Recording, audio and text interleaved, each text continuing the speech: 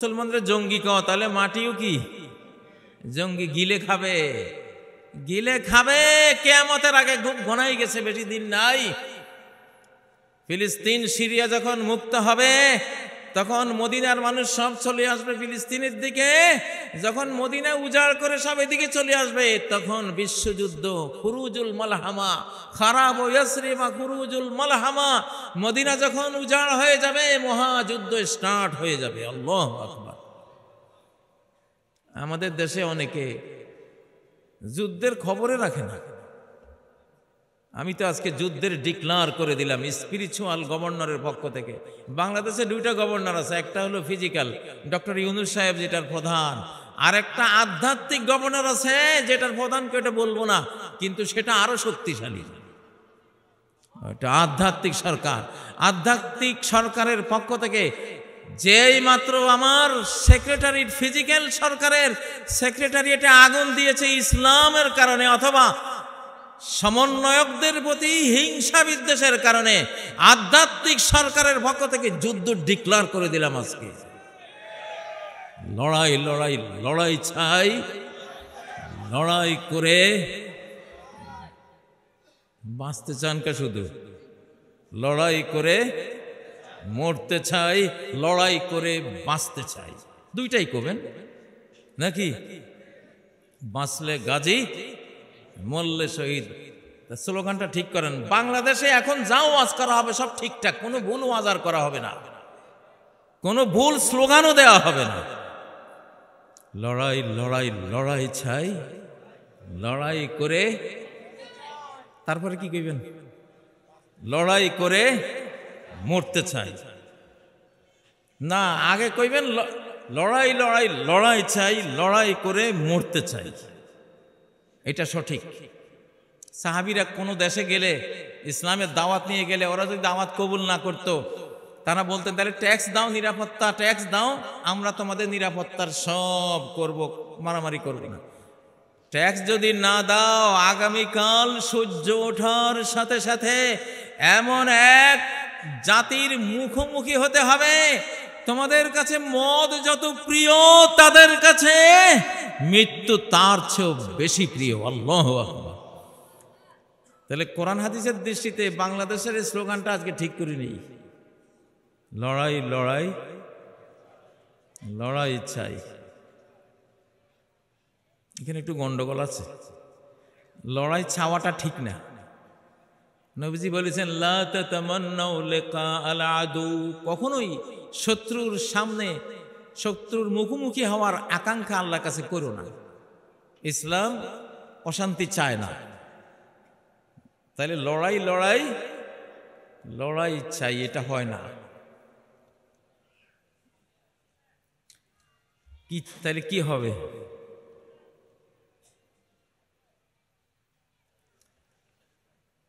ঠিক করেন না, দেখি দুই একজন প্রস্তাব দেন। লড়াই লড়াই লড়াই চাই, এই চাই কথাটা হাদিসের খেলাফ। লা তাতামান্নাউ লিকা আল আদু, দুশমনের সাথে মুখোমুখি হওয়ার আশা কখনো করো না, এটা চাইও না। সালুল্লাহুল আফিয়া, নিরাপত্তা চাও আল্লাহর কাছে। কি চাও? নিরাপত্তা চাও। কিন্তু যদি আক্রমণ এসে পড়ে সর্বশক্তি দিয়ে এটাকে প্রতিরোধ করবা। তাইলে কি?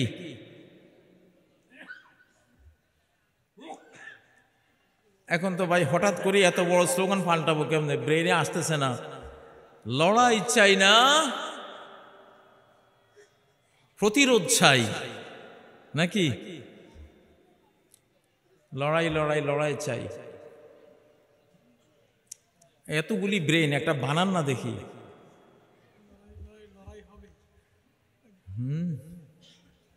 লড়াই লড়াই লড়াই হবে, মারতে আসলে যুদ্ধ হবে। মোটামুটি ঠিক হয়ে আসতেছে। লড়াই লড়াই লড়াই হবে, মারতে আসলে যুদ্ধ হবে নাকি? ইনশাআল্লাহ। তাহলে লড়াই লড়াই লড়াই হবে, এটা হলো একটা কমন কথা। হবে যুদ্ধ একটা আসতেছে, এটা হবে। লড়াই লড়াই লড়াই হবে, মারতে আসলে মরতে হবে নাকি? মারতে আসলে, যে মারতে আসবে তার মরতেও হবে। আল্লাহ তাআলা আপনি শুনতেছেন, আমরা কিন্তু যুদ্ধ চাই নাই। যুদ্ধ যারা আমাদের উপর চাপাবে তাদেরকে আমরা মারবো ইনশাআল্লাহ, নাকি? ও ভাইয়েরা, যুদ্ধ না চাইয়া করবেন কি? তাবলীগের মারামারি যে শুরু হয়েছে, আপনারা মনে করেছেন বুঝি এমনি মারামারি হচ্ছে? মাল্লাম ইয়াগজু ওয়া লাম ইউহাদ্দিস নাফসাহু বিল গাজওয়ি মাতা আলা শুবাতিম মিন নিফাক। সহিহ হাদিস। যে ব্যক্তি কখনো আল্লাহর জন্য কোনো যুদ্ধে যায়নি, দেশ রক্ষার স্বাধীনতা যুদ্ধে যায়নি, প্রতিরোধ যুদ্ধেও যায়নি, কোনো যুদ্ধে তার কন্ট্রিবিউশন নাই, কখনো যুদ্ধের আশা আকাঙ্ক্ষাও মনে নাই, অন্তরে নাই, এই লোক মুনাফিকের উপরে মরবে। কে কে মুনাফিকের উপর মরতে চান? মুনাফিকের শাখার উপরে মরতে চান? কে আছেন? হাত তোলেন না। ওইটা তো রাজি নেই। কিন্তু রাজি না থাকলে কি হবে? হাদিস তো কইতেছে আপনি রাজি না থাকা অবস্থায় মুনাফিকের শাখার উপরে মরবেন, কারণ আপনি যুদ্ধ চান নাই, যুদ্ধ করার কখনো আশাও অন্তরে পোষণ করেন নাই। আল্লাহ, আমার মাহফিলে, আমার এই মিডিয়ার মাধ্যমে যত লক্ষ মানুষ আজকের এই বক্তব্য শুনবে, সবাইকে যুদ্ধ আসলে যুদ্ধ করার একটা প্রস্তুতি অন্তর্জগতে গ্রহণ করার তৌফিক দেন। তাবলীগের মারামারি দেখি আমি খুব খুশি, এত খুশি ভাই। তাবলীগের মারামারি দেখা আমার রোগ ব্যাধি আর কিচ্ছু নাই শরীরে, আমি পূর্ণ সুস্থ। একটু অসুস্থ ছিলাম মনে হয় যেন, তাবলীগ জামাতের মারামারি দেখে আমি ফুল সুস্থ হয়ে গেছি। কারণ তাবলীগের মারামারি দেখে আরএসএস বিজেপি কইতেছে, ওরে সর্বনাশ রে, এই বুড়ার দল, হ্যাঁ মাটিয়া সাপ বানাইছিলাম যাদেরকে, হেরা দেখি আজকে লাঠি সোটা বাঁশ লই ছুটছে রে, সর্বনাশ। তো এই তাবলীগ ওনারা যদি এরকম ছুটে, তাহলে জামাত শিবিরে কি করব? ওরা ভয়ে অস্থির। নজরুল, কবি নজরুল যখন ব্রিটিশরা এই গোটা ভারত দখল করেছিল, তখন এক পর্যায়ে কোনো এক ঘটনায় হিন্দু মুসলমান রায়ট হয়েছে। বুড়ারা জানে, হিন্দু মুসলমান রায়ট হয়ে লক্ষ লক্ষ হিন্দু মুসলমান মারা গেছে। নজরুল কবিতা লেখছে, জেগেছে মুসলিম জেগেছে হিন্দু, বিজয় কেতন উড়া। জেগেছে মুসলিম জেগেছে হিন্দু, বিজয় কেতন উড়া। এই যে মারামারি শিখছে, এটা ইংরেজের বিরুদ্ধে কাজে লাগবে। কার বিরুদ্ধে? ইংরেজের বিরুদ্ধে কাজে লাগবে। এখন যে তাবলীগের দুই দল সাত গরু বা জোবাইর গরু মারামারি করতেছে, এইটা ভারতের বিরুদ্ধে কাজে লাগবে ইনশাআল্লাহ। জেগেছে জেগেছে তাবলীগ জেগেছে মুসলিম, বিজয় কেতন উড়া। ঠিক না বে ঠিক? আল্লাহ লাগাইছে ভাই, এই মারামারিটা আল্লাহ লাগাইছে। আল্লাহ চায় না যে তাবলীগে যায় এত সুন্দর মন নিয়া, মসজিদে মসজিদে তারা এইভাবে দাওয়াতি কাজ নিয়ে করে এত সুন্দর মন নিয়ে যায়, এই লোকগুলি মুনাফিকের শাখার উপরে মরুক, এটা আল্লাহ চান নাই। এই জন্য যুদ্ধ লাগাই দিছে। ইনশাল্লাহ মারামারি যখন ট্রেনিং হয়ে যাবে, এবার ভারত আসুক আর মিয়ানমার আসুক, যেই আসুক, তাবলীগওয়ালারাও বাঁশ নিয়ে ছুটবে ইনশাল্লাহ। ঠিক না বে ঠিক? জেগেছে তাবলীগ জেগেছে মুসলিম, বিজয় কেতন উড়া, নাকি? ইনশাআল্লাহ। তাই বলে ভাই, তোমরা মারামারি করো না। আমি তোমাদের মারামারিকে, এটা হলো মুসা আলাইহিস সালাম আর খিজির আলাইহিস সালামের ঘটনার মতো। মুসা আলাইহিস সালাম কয়, আপনি নৌকা ভাঙছেন কা? ঠিক করেন নাই। খিজির আলাইহিস সালাম কয়, একবারে ঠিক করছি। তুমি যেই বিধানে চলো, আমি সেই বিধানে চলি না। তোমার বিধানে এটা বাহ্যিক নৌকা ভাঙ্গা যায় না, আরেকজনের নৌকা তুমি ভাঙবা কেন? কিন্তু আমার বিধানে আমি দেখলাম, আমি আল্লাহর কাছ থেকে জানলাম, এক জালিম বাদশাহ এই মেসকিনদের নৌকাটা ছিজ করে নিয়ে যাবে যদি আমি না ভাঙ্গি, আমি যদি ডুবিয়ে না দেই। তাহলে আমার এই ডুবনের ভেতরে এই নৌকার জীবন নিহিত আছে। ও মুসা, তোমার জ্ঞানে, তোমার শরীয়ত, বাহ্যিক শরীয়তে ওইটা বলা নাই, কিন্তু আমার অভ্যন্তরীণ জ্ঞানে আল্লাহ আমাকে এটা ওহী পাঠিয়েছেন, আমাকে জানিয়েছেন, এই জন্য আমি ওটা ভেঙেছি। আল্লাহু আকবার। তো বাহ্যিক তাবলীগের মারামারি নিষেধ, হারাম, এটা আমরা বলবো হারাম। কিন্তু খিজির আলাইহিস সালামের বিধানে আল্লাহর সৃষ্টিগত বিধানে এরকম হবে। তুমি যদি একটা অন্যায় করো, মুনাফিকের উপরে মরার মতো কাজ করো, আল্লাহ মুনাফিকি ছুটাই দিবেন তোমার বাঁশের লাঠি লই আর কোন ছিল, ঠিক না? আল্লাহ কোনটা না পারে। এই জন্য তাবলীগের মারামারি দেখে আমি খুশি ভাই, তারা জাগছে, তারা কি জাগছে ইনশাআল্লাহ, আলহামদুলিল্লাহ। ও ভাইরা, রেড অ্যালার্ট। আমি আজকের এই মাহফিল থেকে বাংলাদেশের সকল খতিব, মসজিদের খতিব, সকল মসজিদের ইমাম, সকল মসজিদের মুয়াজ্জিন, সভাপতি, সেক্রেটারি, কমিটি, সকল ওলামা, মাশায়েখ, পীর, সকল ওয়াইজিন, মুফাসসিরিন, ছাত্র, সেনা, জনতা, সবাইকে আমি রেড অ্যালার্ট জানাচ্ছি। সবাই সতর্ক থাকুন, প্রস্তুত থাকুন। তারা যাতে তাদের সতর্কতা নেয়, তবে শুধু খালি হাতে সতর্কতা না, ও আসলিহাতাহুম, তাদের অস্ত্র যাতে হাতে তুলে নেয়। লাঠিও একটা অস্ত্র। ডক্টর ইউনূস সরকার, সেনাপ্রধান জনাব ওয়াকারুজ্জামান, আমি কালকে বলেছি এরা দুইজন আমার কাছে ভেরিফাইড লোক, ভেরিফিকেশন করে নিয়েছি যে এই দুইজন ঠিক আছে ইনশাআল্লাহ। তারা দেশপ্রেমিক। মানুষ কিছু উল্টাপাল্টা বলে, সেটা বাদ দেন। তাদেরকে আমি বলছি, এই চট্টগ্রামের উপরে বিশাল ষড়যন্ত্র পাকানো হচ্ছে, এটাকে বাংলাদেশ থেকে কাট অফ করে দেওয়ার জন্য।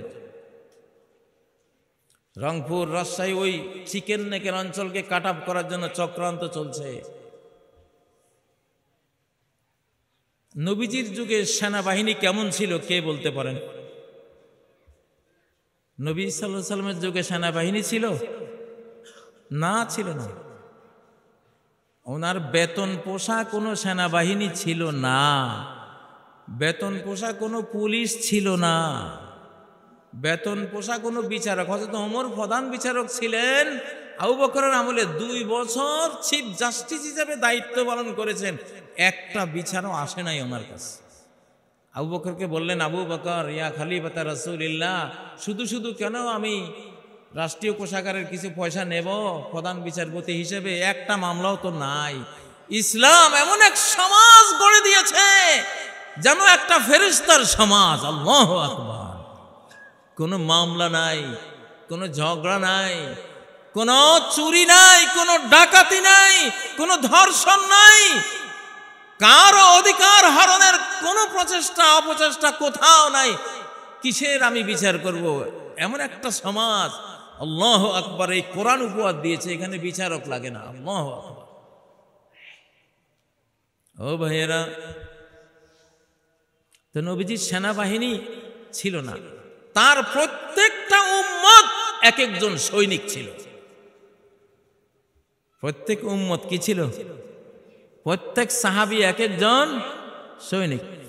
ও ইন্না জুনদানা লাহুমুল গালিবুন। আমার সৈনিক, আমার লা ইলাহা ইল্লাল্লাহ কালেমা যে অন্তরে নিয়েছে, সে আমার সৈনিক, সে আমার সৈন্য, সে আমার ফোর্স, সে আমার বাহিনীর একজন সদস্য। তারা বিজয়ী হবেই, ঠিক নয় কি? এখন সময় হয়েছে, বিশ্বের বহু দেশে গোটা জাতি ট্রেনিং প্রাপ্ত, আমাদের গোটা বাংলাদেশের প্রত্যেকটা নাগরিকের এখন ট্রেনিং ফরজ ফারজে আইন হয়ে গেছে। কারণ যুদ্ধ ফরজে আইন, নাফির আম, গণযুদ্ধের ডাক দিতে হবে। এই যে সেক্রেটারিয়েট হলো বাংলাদেশের হৃৎপিণ্ড। এই বিদ্যুৎ বাতি যে জ্বলে, সেক্রেটারিয়েট থেকে তো বরাদ্দটা দেওয়া হয়, ঠিক না? রোড ঘাট রাস্তা যে করা হয়, কোত্থেকে বরাদ্দ, কোত্থেকে দেওয়া হয়? সেক্রেটারিয়েট থেকে। এই যে যত রকমের আসবাবপত্র, খাবার দাবার, ঔষধ, সব তো সেক্রেটারিয়েট কেন্দ্রিক, ঠিক না? সেখানে আগুন দেয়া মানে কি? 18 কোটি মানুষের গায়ে আগুন দেওয়া হয়েছে। আর বসে থাকার সময় নেই। আপনারা আমাদের ন্যায় বিচার ও সাম্যের বিষয় দিয়েছেন, কিন্তু আমি যুদ্ধের ডিক্লারটা আগে দিলাম না, কারণ আজকের সময়ের এটা দাবি। তো একটা সূত্র দেই সরকারকে, তালুতের ৩১৩ জন বাহিনী ১ লক্ষ বাহিনীকে পরাস্ত করেছিল। কয়জন? ৩১৩ জন আল্লাহওয়ালা বাহিনী কতজনকে পরাস্ত করেছিল? ১ লক্ষ। আল্লাহু আকবার। বদরে ৩১৩ জন ১,০০০ দুর্ধর্ষ বাহিনীকে পরাস্ত করেছিল। আরো কয়েক হাজার আসলেও পরাস্ত হতো। একটা হাদিস সরকারকে দিচ্ছি, সেনাবাহিনীকে দিচ্ছি, আপনারাও শোনেন।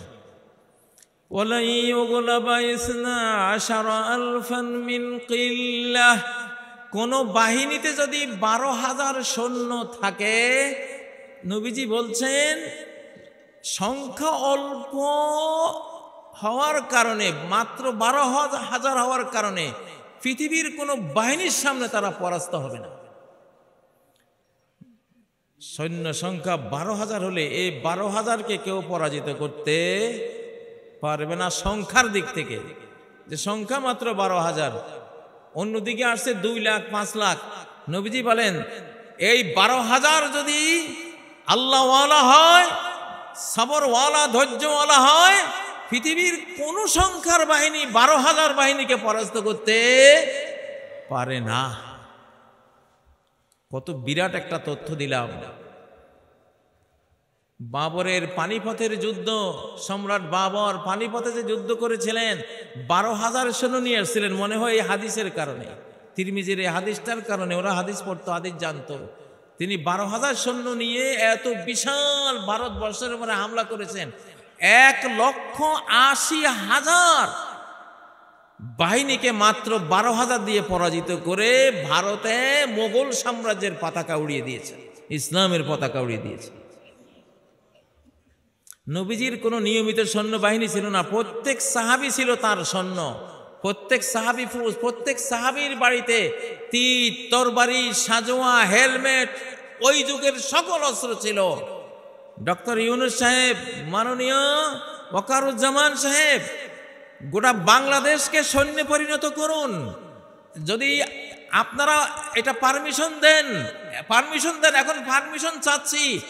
যদি আমরা আক্রান্ত হই, খালি হাতে থাকা অবস্থায় কোনো পারমিশন চাইব না, নিজেরাই নিজেদের বাঁচার সকল আয়োজন আমরা জনগণ করতে বাধ্য হব, ঠিক নয় কি? ইনশাআল্লাহ। তখন আর আপনাদেরকে জিজ্ঞাসা করব না, বাঁচার জন্য যা লাগে, স্বাধীনতা অখণ্ডতার জন্য যা লাগে তা করতে কারা কারা রাজি আছেন? হাত তোলেন।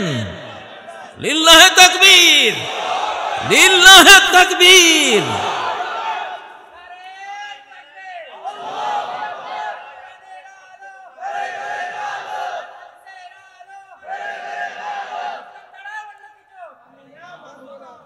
আমি জনাব ডক্টর ইউনুস এবং ওয়াকারুজ্জামান সাহেবদের, তাদেরকে পরামর্শ দিচ্ছে এই হাদিসের, বাংলাদেশের চিটাগাং, রংপুর সহ সকল সীমান্ত এরিয়ায় ১২,০০০ করে রিব্বিউন ইউনিট তৈরি করুন। রিব্বিউন ইউনিট কি ইউনিট? রিব্বিউন ইউনিট তৈরি করুন। ইনশাআল্লাহ ১০ জন সেনা অফিসার রাখেন, তাদের মধ্যে রিটায়ার্ড সেনা অফিসারদেরকে রাখেন, তারা ট্রেনিং দিবে। তাদেরকে assault rifle, M16, M4, M1, AK-47 সহ যত রকমের রাইফেল আছে সব দিতে হবে, স্বাধীনতার জন্য দিতে হবে। আমরা স্বাধীনতার ফ্রিডম ফাইটার হব, আমরা ফ্রি ফাইটার। আপনারা তো ফ্রিল্যান্সারের নাম শুনেছেন, আমরা কি হব? ফ্রি ফাইটার হব আল্লাহর জন্য। কার? আমি যে রিব্বিউনের কথা বলছি, রিব্বিউন ইউনিট কি আপনারা একটু জেনে নেন, ওইটা বলে আপনাদের দেওয়া বিষয় আমি যাব। কি ইউনিটের কথা বললাম? রিব্বিউন মানে আল্লাহ প্রেমিক, আল্লাহওয়ালা। কি? আল্লাহওয়ালা।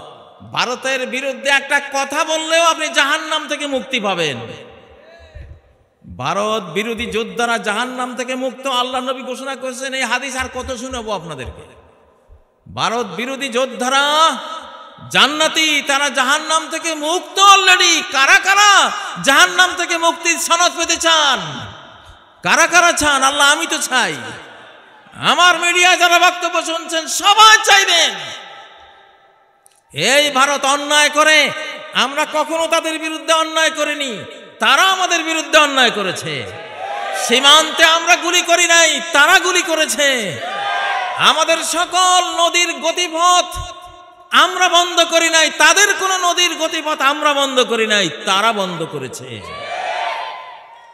এই ছোট্ট বাংলাদেশ, তাদের যেই জাতীয় আয় রেমিটেন্স, এই রেমিটেন্সের দ্বিতীয় বৃহত্তম বিলিয়ন বিলিয়ন বিলিয়ন ডলার তারা চুষে নিয়ে যায় জোকের মতো ছোট্ট বাংলাদেশ থেকে, এই বাংলাদেশ থেকে।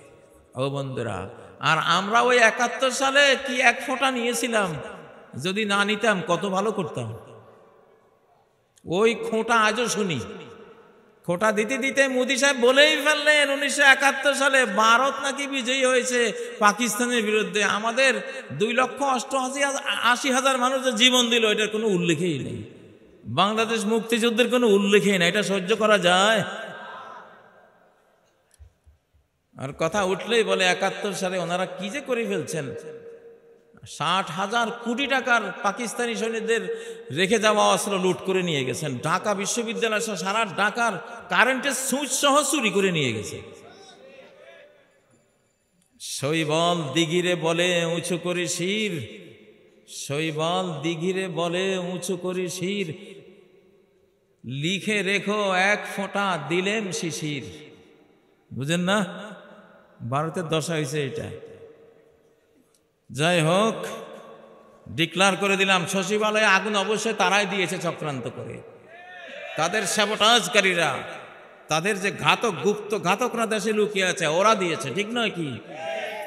সচিবালয় থেকে ফিল্টারিং করে প্রত্যেক রয়ের দালাল, আধিপত্যবাদের দালালকে বহিষ্কার করার দাবি জানাচ্ছি আজকের মাহফিল থেকে। বহিষ্কার যদি না করো, ছাত্র জনতা সমন্বয়ক সেনাদেরকে নিয়ে আমরা এমন পরিস্থিতি করব ইনশাআল্লাহ, মরা মানুষের ভিতরে জীবন ফুঁকে দেব আমরা ইনশাআল্লাহ। ঈসা আলাইহিস সালাম ফু দিলে মরা জিন্দা হয়ে যেত, আছে না? আল্লাহ কি না পারেন। মরা বলতে এখানে ওই মরা না রে ভাই, মরা মানে হলো এই যে তাবলিগওয়ালারা আমাদের বুড়া থুড়া, এই যে আদা মরা না, কিভাবে জিন্দা হয়ে গেছে আমাদের স্লোগানে, আমাদের অগ্নি ঝরা বক্তৃতার ছোটে আদ মরানা সব কি হয়ে যাবে, যুবক হয়ে যাবে। আমি যৌবনের গান কি এমনি গাই, আমার বয়স এখন ৬৩ পার, কিন্তু শরীর আমি তো অনুভব করি। আমি থাক কইলাম না আর কিছু। মুসলমান আমার বুড়া হয় কেমনে? আমার বাবা ৮৬ বছর বয়সে, ওনারে কেউ বুড়ো বললে উনি হাতা খিচেই তো। আমার মধ্যে বুড়ার কি দেখলি তুই? এটা ইমানের বল। কিসের বল? ও ভাইয়েরা, তাহলে যুদ্ধ কিন্তু ডিক্লেয়ার করে দিলাম। আর সরকারকে বললাম, গ্রামগঞ্জের সর্বত্র কাজী ইব্রাহিমদের মতো যারা ফ্রিডম ফাইটার, স্বাধীনতার সৈনিক, এই বাংলাদেশে এই দ্বিতীয় স্বাধীনতার ঘোষক কিন্তু কাজী ইব্রাহিম। গৌরব না, এটা গৌরবের কথা না, ইতিহাস। ইতিহাস ২০২১ সালে ২৭ সেপ্টেম্বর যখন ঘেরাও দিয়েছিল আমার বাসাটা, রয়ের স্তূপের মাঝখানে দাঁড়িয়ে আমি তো স্লোগান দিয়েছিলাম সবার আগে, স্বাধীন বাংলাদেশ জিন্দাবাদ, মুক্ত বাংলাদেশ জিন্দাবাদ, হিন্দুস্তানি রাজাকার ধর ধর মার মার, এই স্লোগানে বান্দা দিয়েছিল। সেই স্লোগানও ছিল রাব্বুল আলামিন শাহের কাছে একটা দোয়াও ছিল, একটা প্রেয়ারও ছিল, তিনি কবুল করেছেন। এটা আলেমদের, এই দ্বিতীয় স্বাধীনতার রূপকার থিঙ্কার হলো আলেম সমাজ।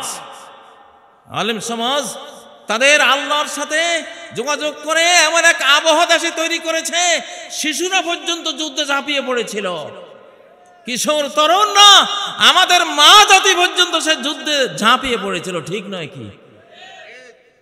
যুদ্ধে যারা ঝাঁপ দিয়েছে তারা আমাদেরই এই মাহফিলগুলির ছাত্র, তারা সাইদির ছাত্র, তারা কামাল উদ্দিন জাফরির ছাত্র, তারা আহমদ শফির ছাত্র, তারা আজহারির ছাত্র, তারা বাংলার আনাচে কানাচে যত বক্তারা আছে, আমির হামজারা আছে, যত ইসলামিক স্পিকাররা আছে, এদেরই তৈরি ছাত্র হলো 5ই আগস্ট, যারা অলৌকিকভাবে একটা কারামত আল্লাহর পক্ষ থেকে পেয়ে ওই বিপুল শক্তিধর এক ফেরাউনকে বাংলাদেশ থেকে বিদায় করেছিল। ঠিক নয় কি?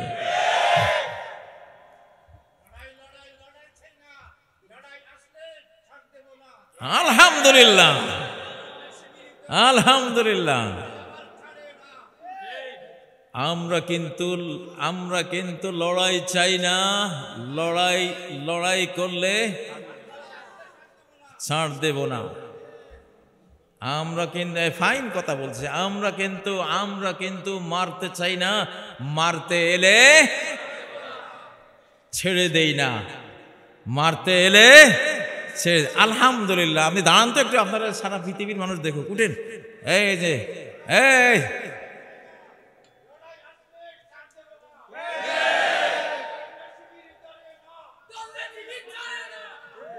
মাশাআল্লাহ, আমাদের স্লোগান ঠিক হয়ে গেছে। আজকে স্লোগান ঠিক হয়ে গেছে, আল্লাহর প্রিয় স্লোগান হয়ে গেছে, নবীর সুন্নাহ মতো ভেরিফাইড একটা স্লোগান হয়ে গেছে। আমরা কিন্তু লড়াই চাই না, লড়াই আসলে ছেড়ে দেই না, লড়াই আসলে ছেড়ে দেই না। ঠিক না কথা? আমরা ডিফেন্সিভ জাতি, আমরা অফেন্সিভ না, আমরা আক্রমণ করতে যাই না কারো দেশে। আক্রমণ করতে আসলে এই বাংলাদেশে ঢুকার 100টা রাস্তা আছে, মারতে আসলে পালাবার রাস্তা একটাও নাই। বাংলাদেশে ঢুকার জন্য রাস্তা কয়টা আছে? 100টা, কিন্তু মারতে আসলে পালাবার রাস্তা একটাও নাই। এটার একটা ঘটনা বড়াই বাড়িতে ঘটেছিল। যারা আমাদের সীমানায় ঢুকে পড়েছিল 3 শতাধিক লাশ ফেলে পালাতে চেয়েছিল, পালাতে পারে নাই, পালাতে গিয়েও মরে গেছে। তাহলে বাংলাদেশ কি ভয়ঙ্কর দেশ, জোয়ার ভাটার দেশ, সকালে জোয়ার বিকেলে ভাটা, বাবারে মারাত্মক দেশ। এটা মুহূর্তে ফুঁসে উঠে আবার ঠান্ডা হয়, আবার ফুঁসে উঠে। জোয়ার ভাটার দেশের মানুষকে কন্ট্রোল করা যায় না। এই দেখবা যে মনে হয় যেন নাই, গেছে, শেষ হয়। আরে আল্লাহ রে, কয় ঘন্টা পরে দেখা যায় 2 কুল ছাপিয়া মাতিয়া ছুটিয়া চলে, ধারা করো তোর। ঠিক না? এটা সেই দেশ। জোয়ার ভাটার দেশের মানুষকে কন্ট্রোল করা যায় না। যাই হোক, আপনারা তো প্রস্তুত আলহামদুলিল্লাহ। আমার ওয়াজ হয়ে গেছে আজকের ভাই। ওই যে 12,000 বাহিনীর কথা বলছি, আল্লাহ যদি বাংলাদেশ সরকার যদি এটা অ্যাকসেপ্ট করেন, জেনারেল ওয়াকার আপনারা নেন, আমি কাজী ইব্রাহিম 12,000 ফ্রি ফাইটার আমি পুষবো ইনশাআল্লাহ। আমি যেখানে থাকবো সেখানে বিমান বিধ্বংসী কামান বসাবো ইনশাআল্লাহ। যত রকমের মারণাস্ত্র, এখন আর জায়গা জমি আলমারি আর কিনা কয় ওয়ার্ড্রপ হাবিজাবি না কিনে কি কিনবো? আমি প্রতিদিন কতবার কল্পনা করি, আমার আল্লাহ নবী মসজিদে ইমামত করতে গিয়ে একটা তলোয়ার কাঁধে নিয়ে ইমামত করেছে। ঠিক না? সশস্ত্র অবস্থায় থাকবে মুমিন, সবসময় সশস্ত্র অবস্থায় থাকবে। সেনাবাহিনী আপনারা শুনেন আল্লাহ কি বলেছেন, অলিয়া খুজু হেজরাহম, মুমিনরা যাতে তাদের সতর্কতা গ্রহণ করে এবং অস্ত্র তারা যাতে সাথে রাখে, অস্ত্র থুয়ে। এটা হলো সূরা আন-নিসার কত নম্বর আয়াত? সূরা আন-নিসার 102 নম্বর আয়াত। পিলখানায় যে আমাদের বাংলাদেশের সেদিন মানে সেনাশক্তিটা প্রায় ধ্বংস হয়ে গিয়েছিল। ঠিক না? এত আর্মি অফিসার মারা গেছে, কোনো একক দেশের দ্বিতীয় বিশ্বযুদ্ধের সময় এত আর্মি অফিসার মারা যায়নি। সেখানে একটা বিশাল রং ডিসিশন ছিল, একটা ভুল সিদ্ধান্ত ছিল, একটা ভুল সিস্টেম ছিল। সেই ভুল সিস্টেমের কারণে এতগুলি সেনা অফিসার আমাদের হারাতে হয়েছে। ভুল সিস্টেমটা কি? অফিসাররা কোনো অস্ত্র বহন করে না। তোমরা কি আল্লাহ নবী থেকেও বড় অফিসার হয়ে গেছো? যদি সেদিন সেনা অফিসারদের হাতে এক একটা অ্যাসল্ট রাইফেল থাকতো, কারো সাধ্য ছিল এতগুলি অফিসার মারে? বরং গুলির কোনো সাহস কেউ করতো? মেজরদের হাতে অস্ত্র। আপনি মেজর হয়েছেন, আপনার হাতে অস্ত্র নাই কেন? আমি যদি মামলা করি মরণ উত্তর বিচার হবে তাদের, কেন অস্ত্র ছাড়া গেলা তোমরা? এই সিস্টেম আমরা মানি না। মহানবীর সিস্টেমের সাথে এটা যায় না। মহানবীর সিস্টেম হলো তার সকল সৈনিক, সাহাবী, নবীজি যেখানে যেতেন তলোয়ারটা তাদের কাঁধে, তাদের তুনির তীর তাদের কোমরে। কেন আমাদের সেনাপতি, আমাদের সেনাবাহিনীর অফিসাররা অস্ত্র ছাড়া ফিলখানায় গেল? কারণ কোরআন পড়া নাই, কোরআনের থিওরি নাই। ওই ইংরেজদের গোলামি এখনো করে যাচ্ছি। 102 নম্বর আয়াতে আল্লাহ কি বললেন? আলিয়াখুযু হিজরাহুম ওয়া আসলিহাতাহুম। নামাজ পড়তেছো, নামাজের মধ্যেও সতর্ক থাকো, সশস্ত্র থাকো। আল্লাহু আকবার! কত বড় সতর্কীকরণ! সূরা আন-নিসার 102 নম্বর আয়াত। যাই হোক, এটা রানিং যে পরিস্থিতি চলছে দেশে, সেজন্য একটু যুদ্ধের দিকে না গিয়ে উপায় নাই। আর আমি তো এবার বাংলাদেশে এসে প্রথম মাহফিল চিটাগাঙে আসলাম। আল্লাহ আমাকে চিটাগাঙেই মঞ্জুর করেছেন। আর কোথাও কত মাহফিল এসছে, আমি একটাও নেই। আকাশ থেকে মঞ্জুরি আসে নাই। আল্লাহ বলেন, মনে হয় যেন আল্লাহ বলতেছেন, কাজী তুই আবার গোলাম, তুই চিটাগাং যা, ওখানে সমস্যা আছে।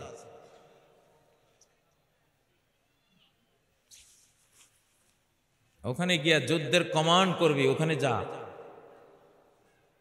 মরাগুলিরে জিন্দা করিয়া। আমার একটা ইতিহাস আছে, জামিয়া কাসিমে আমি 30 বছর হাদিস পড়াইছি। মাঝে মধ্যে জামাত শিবিরের মিছিলে নেতৃত্ব দিয়েছি, খুব কম। যখনই কোনো মিছিলের প্রয়োজন হতো আমাকে দাঁড়া করে, হুজুর আপনি একটু বলে দেন। আপনি বলে দিলে একটা ছাত্র বাড়ি এই মাদ্রাসায় থাকবে না, সব রাস্তায়। আমি এমন কিছু কমান্ডিং বক্তৃতা করতাম, বক্তৃতা ছোটে আমাশার রোগী, গ্যাস্ট্রিকের রোগী, জ্বর টর লইয়া শুদ্ধ রাস্তায় ঘুরতেন। সত্য কি নাই যে একজন আছে এখানে, দাঁড়াও তো তুমি কোন একটা, আজকাল সাক্ষী না হলে, এই যে আমার ছাত্র, ও জিজ্ঞাসা করেন সত্য কইছি কিনা? হ্যাঁ বলছে, জি জি বলছে। ওই দেখতে ছোট হইলে কি হবে, অনেক বড় বুদ্ধিজীবী। ওর এক ভাই ঢাকা বিশ্ববিদ্যালয়ের সাংবাদিকদের সভাপতি, এতটুকু, সেটাও আমার ছাত্র। ঢাকা বিশ্ববিদ্যালয়ের সাংবাদিকদের সভাপতি হওয়া কি ছোট বিষয়? বড় বিষয়। এক সময় ছিল, খুব দাপটে সভাপতি ছিল। ছাত্রলীগের সেক্রেটারি জেনারেল আমারই ছাত্র SM জাকির, মন্ত্রীর মতো চলতো, ওটাও আমার ছাত্র।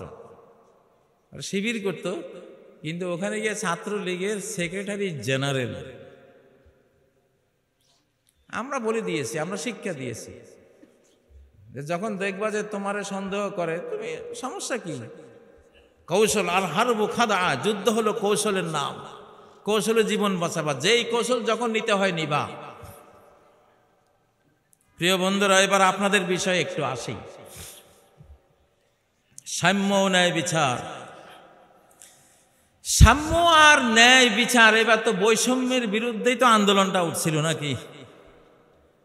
বৈষম্য বিরোধী কোটা আন্দোলন না, সাম্যের জন্য ছাত্ররা আন্দোলন করেছে। ছাত্ররা চেয়েছিল কোটা। কি চেয়েছিল? আমি আবার এক মাহফিলে যে ওয়াজ করি, আরেক মাহফিলে ওয়াজ করি না, আমার এটা ভালো লাগে না। একটা মাহফিলে একটা ওয়াজ করবো, আরেক মাহফিলে ডিফারেন্ট। আপনারা আমার কোনো একটা মাহফিল, আমার 500 মাহফিল একসাথ করলেও হুবহু মিলাইতে পারবেন না। এটা আমি ইচ্ছা করেই করি, কারণ সব মাহফিলে এক কথা কইলে তাইলে মিডিয়ার যুগ, পাবলিক পাইলটা কি? এখন বক্তাদের বড় দুর্দিন চলছে। আগের যুগের বক্তারা করতো কি, বছরে ওয়াজ একটা ঠিক করতো, চিটাগাং গিয়ে ওই ওয়াজ, ঢাকা গিয়ে সেই ওয়াজ, নোয়াখালী গিয়ে সেই ওয়াজ, রংপুর গেলে সেই ওয়াজ, খুলনা, বরিশাল, মানে 64 জেলায় গিয়ে ওয়াজ একটাই। কারণ ওই সময় রেকর্ডও ছিল না, ওই সময় মানে এই ওয়াজের শ্রোতা, এই মাহফিলের শ্রোতা আরেক মাহফিলে যাবে এটা সম্ভব ছিল না। এই জন্য একটা ওয়াজ চলতো, সেই বিষয়টা জরুরি ছিল। তিনি একটা বিষয় নিয়ে সারা বাংলায় ঘুরে ঘুরে বলতেন, ওয়াজ একটাই।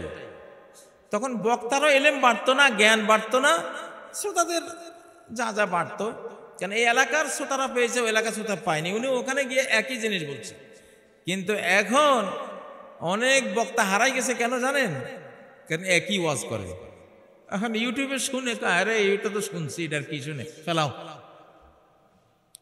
ঠিক না? ঠিক। অল্প পুঁজি এখন আর ওয়াজ হয় না, এখন ওয়াজ করতে গেলে একটু এলেম কালাম লাগবে, ঠিক না? হ্যাঁ, এটা তথ্যের যুগ, এখন সুযোগ আছে। এই জন্য আমি চেষ্টা করি প্রত্যেকটা মাহফিলে নতুন তথ্য দেব, তাহলে দেশের মানুষের জ্ঞান বাড়বে। আর আলহামদুলিল্লাহ আমি 40 বছর হাদিসের শিক্ষকতা করেছি, 11 বছর কোরআন নিয়ে বাংলার আনাচে কানাচে 6000 মক্তব তৈরি করে আমি ঘুরেছি। প্রায় 40 বছরে মাহফিলের মধ্যেও আমি আছি। 25 বছর media, television, BTV, ATN Bangla, NTV, যত বড় বড় সবগুলিতে কাজ করেছি। তো সেই অভিজ্ঞতা নতুন বাংলাদেশে আপনাদেরকে দেব ইনশাআল্লাহ, নতুন করে দেব। দেওয়ার জন্যই কিন্তু বাংলাদেশে ঢুকছি, নাহলে ঢুকতাম না। আমার টার্গেট ছিল বাইতুল মুকাদ্দাস, বাইতুল মুকাদ্দাস কেন্দ্রিক আমার বাকি জীবনটা আমি সেখানে সংগ্রাম করব, সেই জন্য আমি বেরিয়ে গেছিলাম। কিন্তু আমার বাংলাদেশ দুরবস্থায় পড়বে এই ভেবে আমি এখানে ঢুকছি ইনশাআল্লাহ। আমি সংসার করার জন্য বাংলাদেশে ঢুকি নাই, যুদ্ধ করার জন্য ঢুকছি। এই জন্য লড়াই চলবে ইনশাআল্লাহ। কারা কারা আমাদের সাথে থাকবেন? কারা কারা? আল্লাহ কবুল করেন, মুনাফিকি থেকে বাঁচান।